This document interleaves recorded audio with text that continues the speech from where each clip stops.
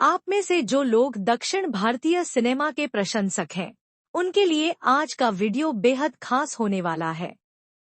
आज हम बात करेंगे 2023 की बहुप्रतीक्षित दक्षिण भारतीय एक्शन फिल्म भैरवम की, जो हाल ही में हिंदी डबिंग में रिलीज हुई है। आज हम विस्तार से चर्चा करेंगे कि बेल्लमकोंडा साईं श्रीनिवास अभिनीत यह फिल्म दर्शकों के दिलों पर कब्जा करने में कितनी कामयाब रही है। दोस्तों, कैसे हैं आप सब? उम्मीद है आप अच्छे होंगे।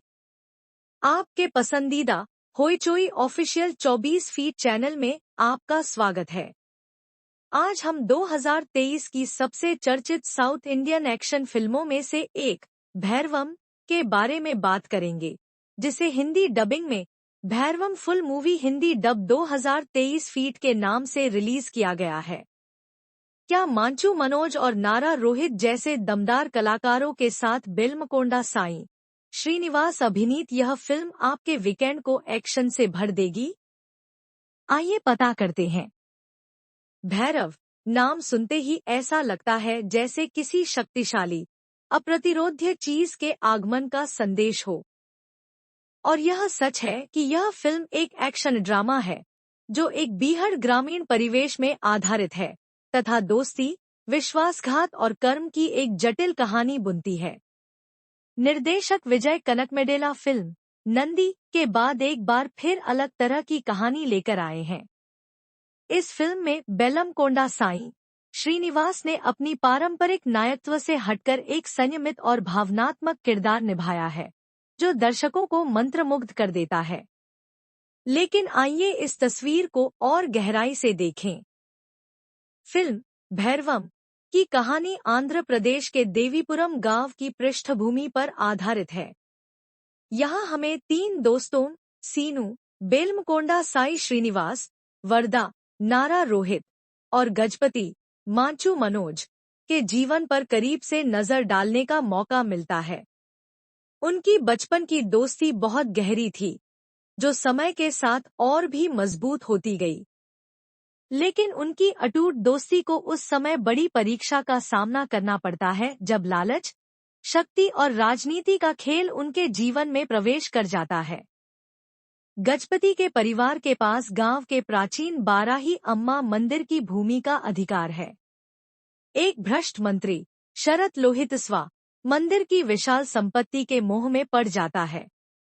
वह इस जमीन को हड़पने के लिए अपने दोस्तों के बीच दरार पैदा करना चाहता है। आगे क्या होता है? क्या दोस्त एक दूसरे के प्रति वफादार रहेंगे या उन्हें धोखा दिया जाएगा? कहानी के निर्णायक मोड़ में सीनू का चरित्र किस प्रकार महत्वपूर्ण भूमिका निभाता है? इन सवालों के जवाब ही फिल्म का मुख्य आकर्षण है। सीनू एक अनाथ है, जिसे बचपन से गजपति की दादी ने पाला है। वह गजपति और भारद्धा दोनों का विश्वसनीय मित्र और सहयोगी है। लेकिन जब मंत्री मंदिर की जमीन हड़पने के लिए उनकी दोस्ती का फायदा उठाना चाहता है, तो उनके रिश्ते में नया मोड़ आ जाता है। कहानी के पहले भाग में हालांकि सीनू को कुछ हद तक मासूम और मृदुभाषी दिखाया गया है, लेकिन मध्यांतर के बाद उसके चरित्र में बड़ा परिवर्तन आता है। वह अधिक आक्रामक और एक्शन से भरपूर हो गए हैं, जो दर्शकों को आश्चर्यचकित कर देगा। अब बात करते हैं अभिनेताओं के अभिनय की। बेल्लमकोंडा साईं श्रीनिवास।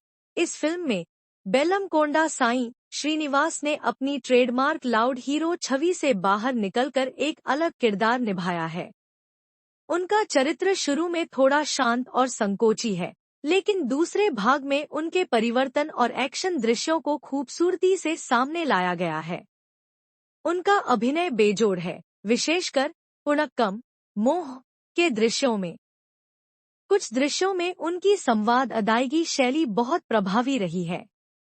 निस्संदेह यह उनकी पिछली फिल्मों की तुलना में बेहतर प्रदर्शन है। मंचू मनोज। लंबे अंतराल के बाद मंचू मनोज की वापसी इस फिल्म का मुख्य आकर्षण है। उन्होंने गजपति की भूमिका जोरदार और आक्रामक तरीके से निभाई। हालांकि कुछ जगहों पर उनका अभिनय थोड़ा अतिशयोक्तिपूर्ण लग सकता है, लेकिन उनकी जीवंत और शक्तिशाली स्क्रीन उपस्थिति दर्शकों को प्रभावित करेगी। उनकी गहरी आवाज और सशक्त अभिव्यक्ति ने चरित्र को एक नया आयाम दिया। हालांकि उनके चरित्र की भावनात्मक पृष्ठभूमि अधिक प्रभावशाली हो सकती थी यदि वह अधिक गहरी होती। नारा रोहित ने वर्धर की भूमिका में संयमित और गहन प्रदर्शन दिया। जरूरत पड़ने पर वह आक्रामक हो जाते हैं और उन्होंने इस बदलाव को बहुत अच्छे से पेश किया है। उनके भूरे बाल और पिता के रूप में उनका अभिनय बहुत विश्वसनीय लग रहा था। अन्य पात्र सहायक कलाकार जयसुधा ने शांत और सुरुचिपूर्ण अभिनय के साथ दादी की भूमिका निभाई है तथा भावनात्मक क्षणों को खूबसूरती से कैद किया है। अदिति शंकर ने अपनी पहली तेलुगु फिल्म में एक गांव की लड़की की भूमिका निभाई, हालांकि उनकी भूमिका रोमांटिक ट्रैक और गानों तक ही सीमित थी। दिव्या पिल्लई ने पत्नी की भूमिका में कुछ भावनात्मक दृश्यों में अच्छा अभिनय किया। आनंदी ने भी कुछ दृश्यों में अपनी छाप छोड़ी। अजय, राजा रविंद्र, शरत लोहितस्वा, संपत राज, संदीप राज और वेनेला किशोर जैसे सहायक कलाकार कहानी को आगे बढ़ाने और ग्रामीण परिवेश को यथार्थवादी बनाने में मदद करते हैं। हालांकि वेनेला किशोर का कॉमेडी ट्रैक अनावश्यक लगा और उसने कहानी की गति को धीमा कर दिया। छायालेखन हरि के वेदांतम की छायांकन असाधारण है।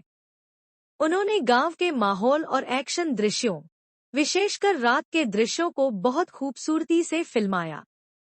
फिल्म की रंग ग्रेडिंग काफी सुसंगत थी और धीमी गति के शॉट्स का प्रभावी ढंग से उपयोग किया गया था। संपादन छोटा के प्रसाद का संपादन थोड़ा असमान लग रहा था। फिल्म का पहला भाग थोड़ा धीमा है और अनावश्यक गानों के कारण लंबा लग सकता है। मध्यांतर के बाद कहानी की गति बढ़ जाती है, लेकिन कुछ स्थानों पर अधिक सख्त संपादन की आवश्यकता थी। शायद इस समस्या से बचा जा सकता था यदि मूल फिल्म गरुड़न के संपादन का अनुसरण किया गया होता। संगीत श्रीचरण पकाह का संगीत इस फिल्म का सबसे मजबूत पहलू है। इसमें 3 व्यावसायिक गाने हैं, जिनमें से ओ वेनेला पहले ही लोकप्रियता हासिल कर चुका है। उनका बैकग्राउंड स्कोर फिल्म के नाटकीय क्षणों को और बढ़ा देता है। यद्यपि कई बार यह थोड़ा ज्यादा जोरदार लगा, फिर भी इसने फिल्म का आवश्यक प्रभाव पैदा किया। प्रोडक्शन डिजाइन ब्रह्मा कदली का प्रोडक्शन डिजाइन बहुत अच्छा है। गांव, मंदिर और ईंट भट्टे की व्यवस्था वास्तविक लगती है। निर्देशन विजय कनकडेला ने मूल गरुड़न स्क्रिप्ट में बहुत कम बदलाव किए हैं। उन्होंने रोमांटिक ट्रैक, गाने और कुछ कॉमेडी जोड़ दी, जिससे फिल्म की गति बाधित हुई और उसका भावनात्मक प्रभाव कम हो गया। निर्देशक को चरित्र विकास पर अधिक ध्यान देना चाहिए था। दोस्ती और विश्वासघात की कहानी में और अधिक गहराई लाने का अवसर था, लेकिन वह इसका केवल एक हिस्सा ही ठीक से उपयोग कर पाए। मजबूत अभिनय बेलमकोंडा साईं श्रीनिवास, मांचू मनोज और नारा रोहित का अभिनय निस्संदेह फिल्म का सबसे मजबूत पहलू है। उनमें से प्रत्येक ने अपनी अपनी भूमिकाओं में बहुत अच्छा काम किया। भावनात्मक चरमोत्कर्ष फिल्म का अंतिम भाग, विशेषकर चरमोत्कर्ष, बहुत प्रभावशाली था और वर्तमान मिथक प्रेरित कहानी के अनुरूप था। तकनीकी पहलू छायांकन और पृष्ठभूमि स्कोर ने फिल्म की गुणवत्ता को बढ़ाया है।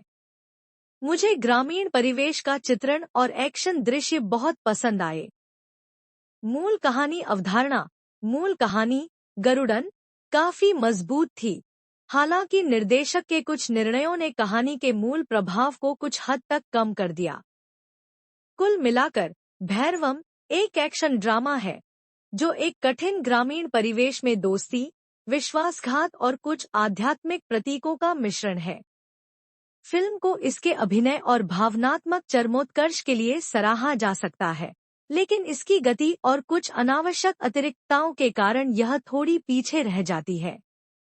जो लोग ग्रामीण एक्शन ड्रामा और पौराणिक स्पर्श पसंद करते हैं, उनके लिए यह फिल्म पर्याप्त मनोरंजन प्रदान कर सकती है। बेलमकोंडा साई श्रीनिवास, मांचू मनोज और नारा रोहित जैसे अभिनेताओं का काम देखने का यह एक अच्छा अवसर है। हालांकि यह एक संपूर्ण फिल्म नहीं है, लेकिन इसके कुछ क्षण और सशक्त अभिनय इसे एक बार देखने लायक बनाते हैं। मेरी व्यक्तिगत रेटिंग 5 में से 2, 5/5। आप में से जिन लोगों ने यह फिल्म देखी है, आपको क्या लगा? हमें कमेंट बॉक्स में बताना न भूलें। अगर आपको वीडियो पसंद आए तो लाइक, शेयर करें और अधिक मूवी रिव्यू देखने के लिए हमारे चैनल सिनेमा रिव्यू बांग्ला को सब्सक्राइब करें। अगले वीडियो में मिलते हैं। धन्यवाद।